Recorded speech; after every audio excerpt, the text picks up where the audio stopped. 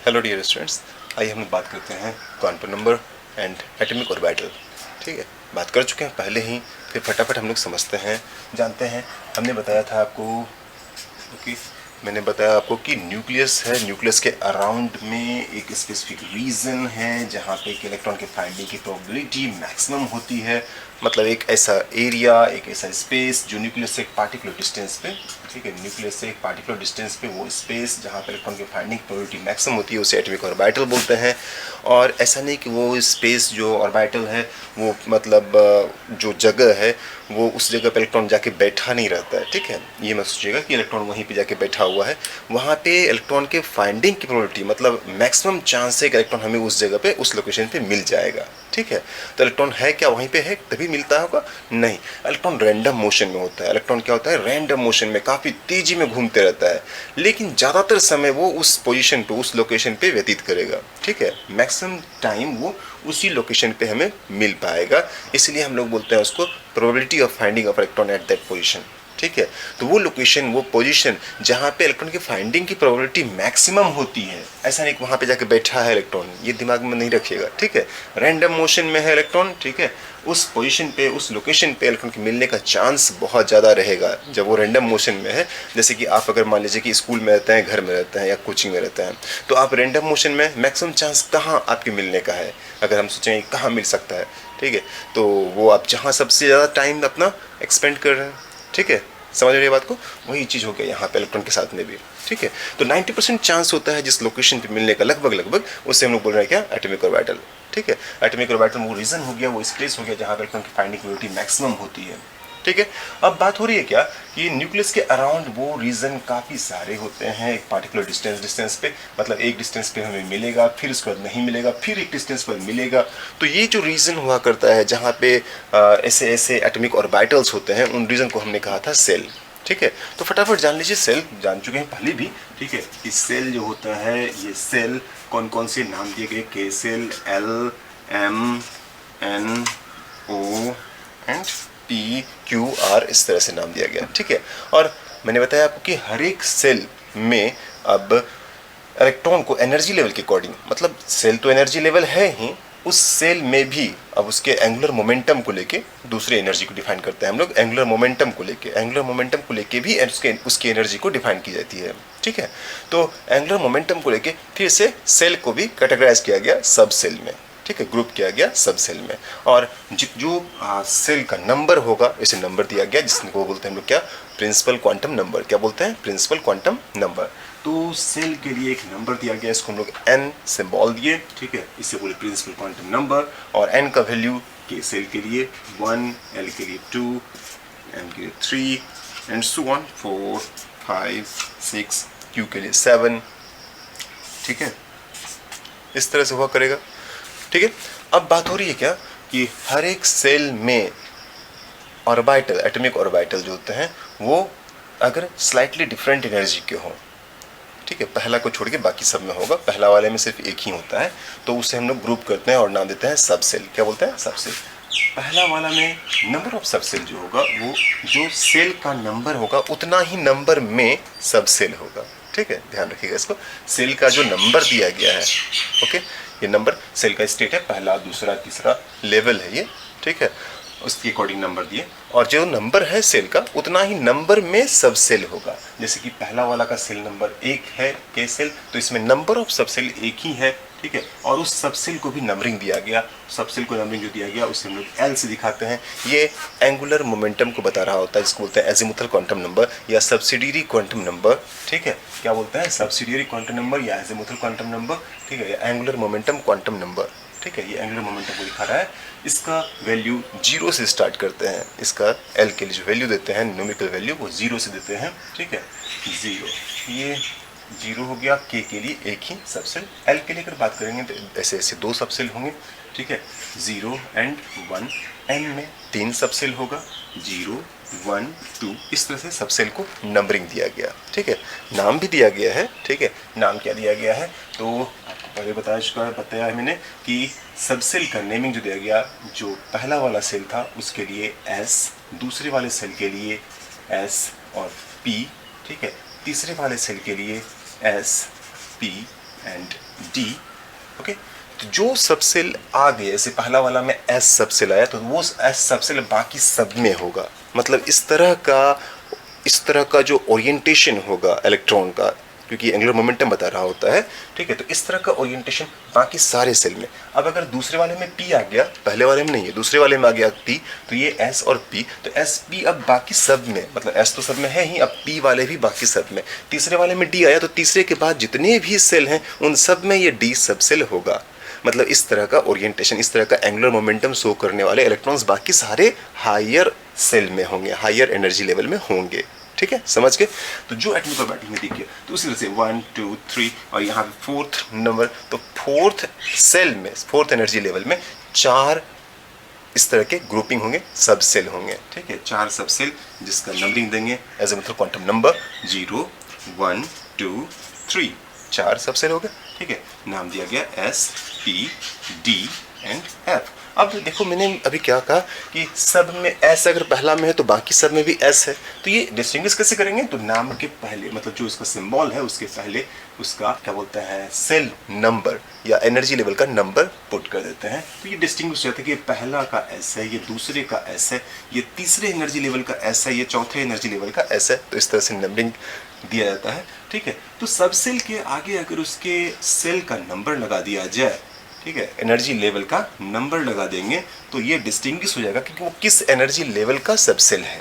ठीक है, तो सबसेल तो बहुत में है और एक ही ऐसे, जैसे अगर हम बात करते हैं कि पी सबसेल, तो पी सबसेल फोर्थ वाले में भी है, थर्ड वाले में भी है, 2 वाले में भी है, सेकंड वाले में।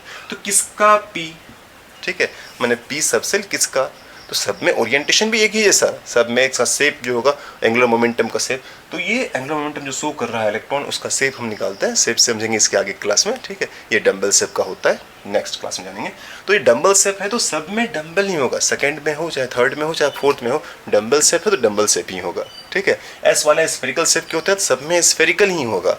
ठीक है, बस यही कि इसका साइज बड़ा होता चला जाएगा। एस 1s वाला साइज सबसे छोटा, 2s उससे बड़ा, 3s और बड़ा। ठीक है, समझ के बात को। अब जैसे जैसे एटॉमिक मतलब जैसे जैसे सेल का नंबर या एनर्जी लेवल बढ़ते चला जाएगा, वैसे वैसे सब सेल का साइज इंक्रीज करते जाएगा। और अगर साइज इंक्रीज करते जाएगा, इलेक्ट्रॉन या एटॉमिक ऑर्बिटल उतना ही होता है जितना पहला। जैसे कि मैंने कहा के वाला सेल, तो के सेल में एक सब सेल 1s है, तो 1s में एक ही ऑर्बिटल होता है। ठीक है, 1s में नंबर ऑफ ऑर्बिटल जो होता है एटॉमिक ऑर्बिटल वो एक ही होता है। तो बाकी जितने भी s वाले हैं सब में नंबर ऑफ एटॉमिक ऑर्बिटल एक ही होगा। ठीक है, अब न्यूक्लियस के अराउंड अगर ये पहला वाला k वाला का एटॉमिक ऑर्बिटल स्फेरिकल है और ये l वाला का स्फेरिकल है, तो आपको दिख रहा है ये k वाला स्फीयर छोटा है और l वाला स्फीयर क्या है, बड़ा है। इसमें भी अगर एक ही इलेक्ट्रॉन का लोकेशन एक ही है और यहाँ पे भी इलेक्ट्रॉन का लोकेशन एक ही है, मतलब कि मैक्सिमम नंबर ऑफ इलेक्ट्रॉन 2 ही रह सकता है। तो इतने छोटे से वॉल्यूम में, ठीक है, रीजन में 2 इलेक्ट्रॉन, अब यहाँ पे इतने बड़े से स्फीयर में 2 इलेक्ट्रॉन, डेंसिटी कहाँ पे ज़्यादा होगा? क्लियरली दिख रहा है हमें, 1s में डेंसिटी ज़्यादा होगा rather than 2s and so on 3s। ठीक है, तो जैसे इसे बड़ा होते जाएगा वैसे वैसे वॉल्यूम बढ़ते चला जाएगा। ठीक है, और इलेक्ट्रॉन की डेंसिटी मतलब फाइंडिंग की प्रोबेबिलिटी जिसको हम लोग बोल रहे थे एक पार्टिकुलर लोकेशन पे, ठीक है, तो वो पहला वाला में जितना डेंसिटी होगा उतना नहीं होगा, दूसरे वाले में उससे कम, तीसरे वाले में उससे भी कम। ठीक है, जानेंगे प्रोबेबिलिटी डेंसिटी का ग्राफ और प्रोबेबिलिटी डेंसिटी को निकालना भी सीखेंगे हम लोग। ठीक है, अब बात हो रही क्या कि मैंने कहा कि एस वाला जहाँ भी होगा उसमें number of atomic orbital fix है, एक ही होगा, चाहे वो एस किसी का भी हो। इसीलिए मैंने कहा कि जैसे जैसे साइज बड़ा हो तो चला जाएगा, वैसे वैसे एटॉमिक ऑर्बिटल तो एक ही रहेगा बड़ा साइज में, तो डेंसिटी कम होते चली जाएगी। ठीक है, अब बात करते हैं नेक्स्ट हम लोग यहाँ से एटॉमिक ऑर्बिटल और कैसे कैसे होगा। तो अब बात हो रही है 2p का। तो 2p एजीमुथल क्वांटम नंबर, ये इसका एक अलग शेप जो होता है स्फेरिकल नहीं, क्या होगा, डंबल शेप का। ठीक है, हालांकि ये नहीं कि एस है तो स्फेरिकल हो गया, ऐसा नहीं होता है। ये जो नाम दिया गया है एस पी डी एफ, ये सारे के सारे स्पेक्ट्रोस्कोपी से नाम दिया गया है। ठीक है, ये क्या बोलते हैं, अल्कली मेटल का स्पेक्ट्रोस्कोपी किया गया था। ठीक है, अल्कली मेटल स्पेक्ट्रोस्कोपी से इसका नाम दिया गया था। शार्प टर्म से एस आया था और प्रिंसिपल टर्म से पी आया था, डिफ्यूज टर्म से डी आया था एंड ये क्या होता है फंडामेंटल टर्म से आया था एफ। ठीक है, तो ये सारे टर्म जो थे स्पेक्ट्रोस्कोपी से लिए गए थे और उन्हीं से ये सब यहाँ पे दिया गया है, ठीक है। अब देखते हैं हम लोग यहाँ पे क्या कि नंबर ऑफ एटॉमिक ऑर्बिटल कितना कितना। तो पी वाले में मैंने कहा था कि पी वाले नंबर ऑफ एटॉमिक ऑर्बिटल क्या होंगे 3, ठीक है। कितने 3। पी सब सेल, पी क्या है हमारा सब सेल, ठीक है। तो जो सब सेल हमारा आता है, सब सेल में एनर्जी का डिफरेंस होता है, स्लाइटली डिफर होता है ये, ठीक है। मतलब 2s और 2p में एनर्जी का डिफरेंस है। 2p का एनर्जी लेवल ज़्यादा होता है रेदर देन 2s, 2s की एनर्जी लेवल कम होगी। लेकिन 2p सब सेल में जो एटॉमिक ऑर्बिटल्स हैं इनके एनर्जी लेवल बराबर, ठीक है, लगभग बराबर होते हैं, किसी में बिल्कुल बराबर होते हैं। इस केस में हालांकि 3 एक्सिस पे बराबर ओरिएंटेशन है, इसलिए इस केस में तीनों बराबर एनर्जी लेवल के हैं, ठीक है। वहीं अगर हम बात करेंगे जब डी का, तो डी में ये स्लाइटली डिफरेंट भी होते हैं, ठीक है।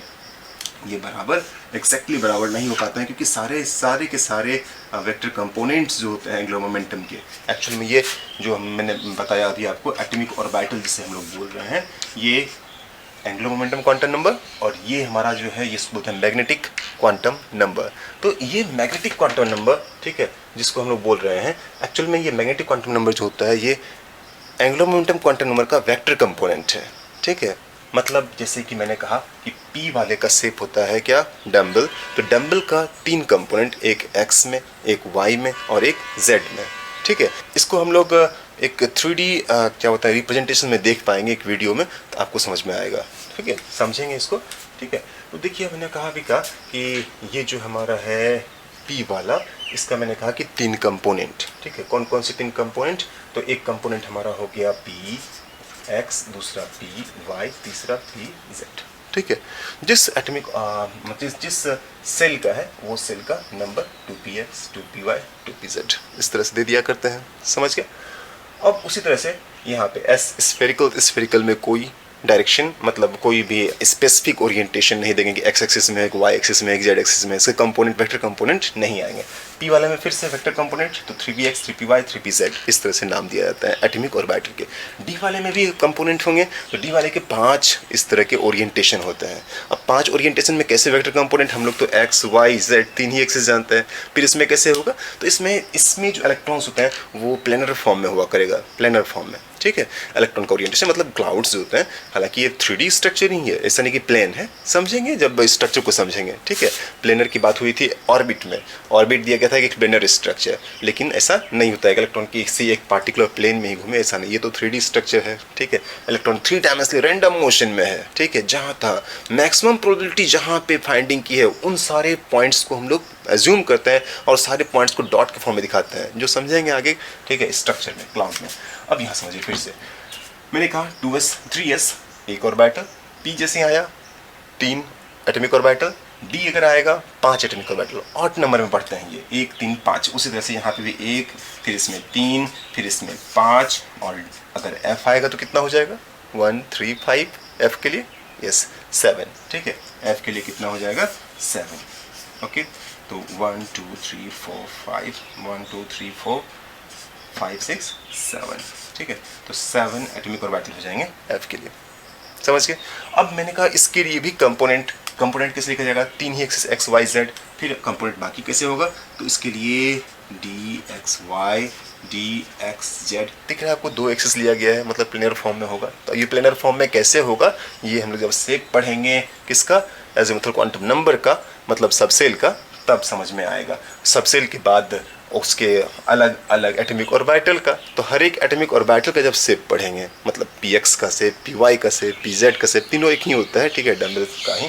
उसके बाद 3D में, तो 3D में भी अलग अलग x y x z x, ठीक है, y z इस तरह से, ठीक है, dxy dxz dyz dx square minus y square and last वाले को लिख रहे हैं dz स्क्वायर। तो हम लोग पढ़ेंगे अब इसको अलग अलग करके कि कैसा होगा, तो इसका ओरिएंटेशन किस तरह से होगा, इसमें इलेक्ट्रॉन्स कैसे रैंडम मोशन में है, तो उसका मैक्सिमम पोजीशन, मैक्सिमम क्लाउड कैसे अरेंज रहता होगा, ठीक है, डायरेक्शन क्या हो पाएगा, उसके अकॉर्डिंग शेप आएगा, तो शेप क्या होगा फाइनली, ठीक है। तो डबल डम्बल शेप इसमें बोलते हैं हम लोग, डबल डम्बल शेप कैसे बनेगा और कैसा होता होगा, ये सब समझेंगे किसमें, डी वाले में, ठीक है। उसी तरह से एफ के भी होंगे, तो ये जो इलेक्ट्रॉन के क्लाउड्स हैं, मतलब इलेक्ट्रॉन के फाइंडिंग का प्रोबेबिलिटी जहाँ जहाँ पे है उन सारे पॉइंट्स को डॉट डॉट करके मिला लेते हैं, और डॉट को जब हम लोग एक स्ट्रक्चर बनाते हैं तो ये मतलब बाउंड्री बनाते हैं, तो वो एक पार्टिकुलर शेप देता है, जिस शेप को हम लोग, ठीक है, एटॉमिक ऑर्बिटल का शेप बोलते हैं, और उस शेप के अकॉर्डिंग नेम देते हैं इसका, ठीक है, जो पढ़ेंगे शेप्स ऑफ ऑर्बिटल में। अभी आप लोगों ने सीखा क्या कि सेल में कितना सबसेल होगा और हर एक सबसेल का नेम क्या होगा, उस सबसेल में कितने एटॉमिक ऑर्बिटल्स होंगे, ये सीख लिए।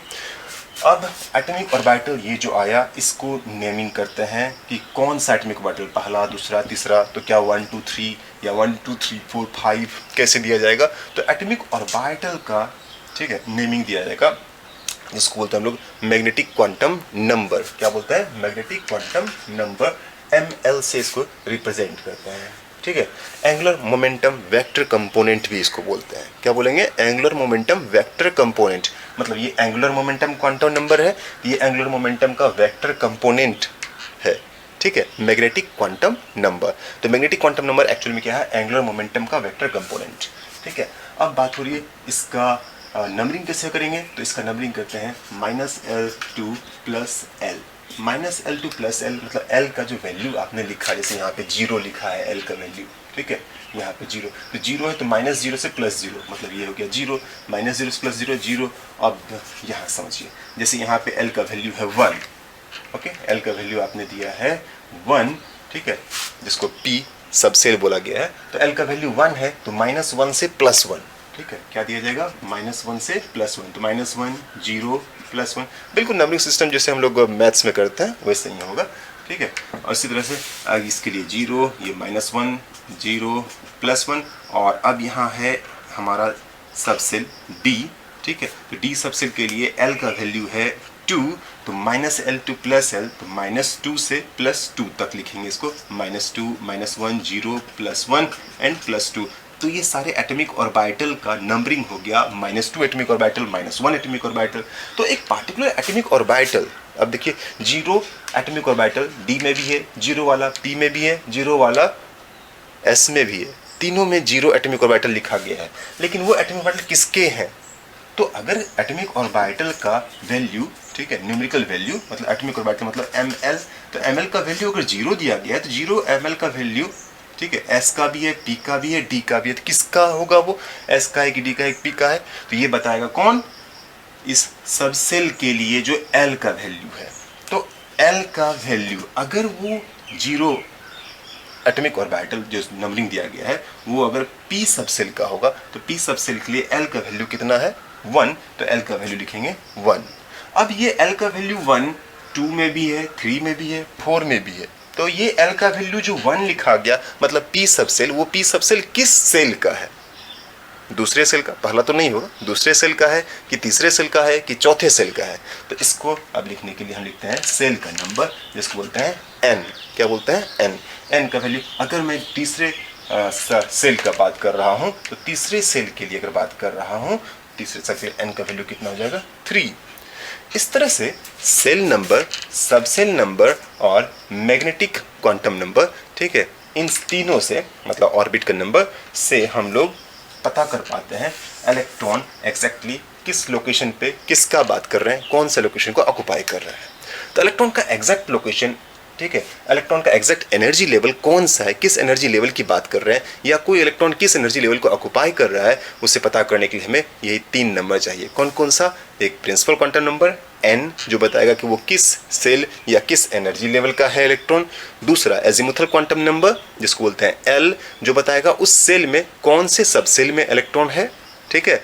अब तीसरा, उस सबसेल में किस एटॉमिक ऑर्बिटल माने कौन से कंपोनेंट में इलेक्ट्रॉन एग्जिस्ट कर रहा है, किस इलेक्ट्रॉन की बात कर रहे हैं, तो वो इलेक्ट्रॉन अब उस सबसेल के किस डायरेक्शन में, किस ओरिएंटेशन में, या कौन से कंपोनेंट मतलब कौन से मैग्नेटिक क्वांटम नंबर में एग्जिस्ट कर रहा है, तो वो एग्जैक्ट एटॉमिक ऑर्बिटल हुआ ml।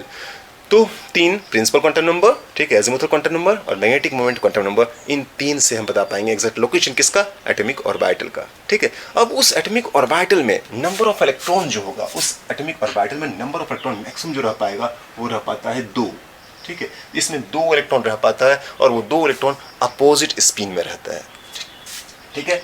अपोजिट स्पिन बनाने चलते एक को हम लोग अप एयर देंगे, दूसरे को नीचे डाउन एरो देके दिखाते हैं। तो अप एरो और डाउन एरो से हम इसको दिखाते हैं। मैक्सिमम नंबर ऑफ इलेक्ट्रॉन कितना हो पाएगा? 2।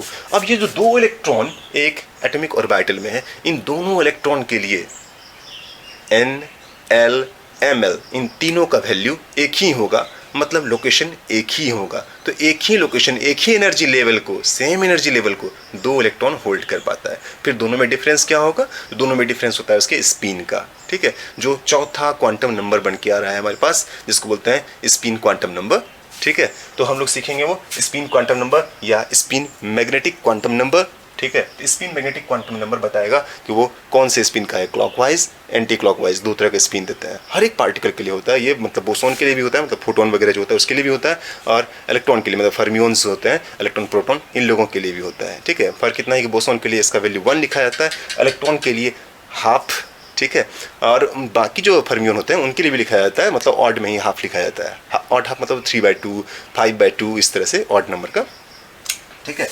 चलिए अब आगे देखते हैं। यहाँ से हम लोग स्पिन क्लॉकवाइज, एंटी क्लॉकवाइज के लिए साइन दिया जाता है, प्लस एंड माइनस सीखेंगे, जैसे सीखेंगे क्या सीख ही लेते हैं, ठीक है। अब मैंने कहा कि एक एटॉमिक ऑर्बिटल में 2 इलेक्ट्रॉन इस तरह से होंगे अपोजिट स्पिन में, एक अप एरो देके दिखाते हैं और एक को डाउन एरो करके दिखाते हैं। तो इसमें से किस इलेक्ट्रॉन की बात कर रहे हैं उससे हम लोग बोलते हैं उसके स्पिन से। तो पहला इलेक्ट्रॉन जो होता है उसे अप एरो करके दिखाते हैं और कहते हैं कि क्लॉकवाइज स्पिन शो कर रहा है, और इसके लिए फिर नंबर देते हैं क्या, कि ये प्लस, प्लस मतलब क्लॉकवाइज, ठीक है। स्पिन के लिए नंबर दे रहे हैं क्या, हाफ, ठीक है, प्लस हाफ। और जो दूसरा इलेक्ट्रॉन हमारा डाउन एरो करके दिखा रहा है, जिसको बोलते हैं एंटी क्लॉकवाइज घूम रहा है ये, ठीक है। तो एंटी क्लॉकवाइज है ये माइनस, ठीक है, और स्पिन के लिए नंबर दिए इसको हाफ, ठीक है। ये पार्टिकल पे डिपेंड करता है कि आप हाफ दे रहे हैं कि 1 दे रहे हैं कि 3/2 दे रहे हैं कि 5/2 दे रहे हैं, मतलब फोटोन की बात हो रही है कि फर्मियोन्स की बात हो रही है,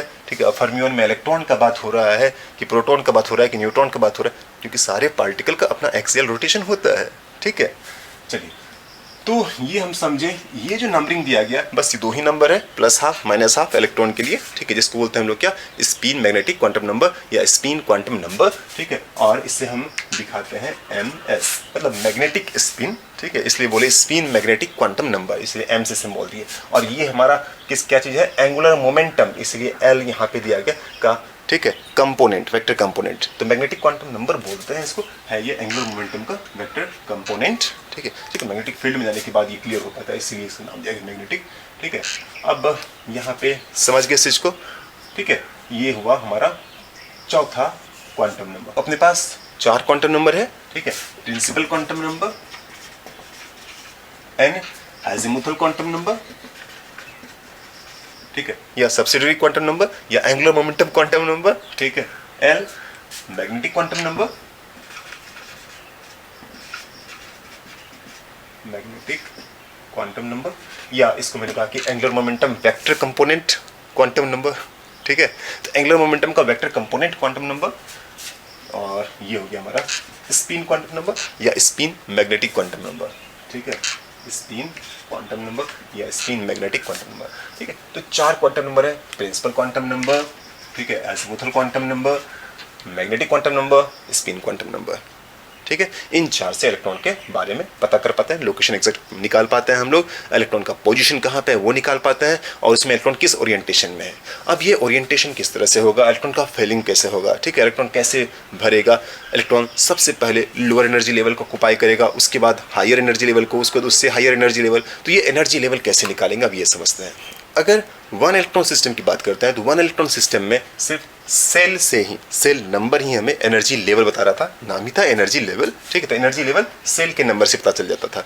लेकिन अगर मल्टी इलेक्ट्रॉन सिस्टम की अगर बात करते हैं तो मल्टी इलेक्ट्रॉन सिस्टम में सेल के नंबर के साथ साथ में सब सेल का नंबर भी यहाँ पे एक रोल प्ले करेगा, किसमें, एनर्जी लेवल को काउंट करने में, बताने में, ठीक है। तो एनर्जी लेवल अब यहाँ पे किस पे, सेल नंबर और सब सेल नंबर, मतलब N L azimuthal quantum number, इन दोनों पे डिपेंड करेगा, ठीक है। तो हमें total number of energy level अगर बात करते हैं या एनर्जी लेवल का एग्जैक्ट पोजीशन अगर बात करते हैं तो वो एनर्जी लेवल हमें N + L इन दोनों के सम करने से जो वैल्यू आएगा, ठीक है, उससे पता करना पड़ेगा, जिसको बोलते हैं N + L रूल या N + L energy level. 1 by 1 करके देखते हैं इसको।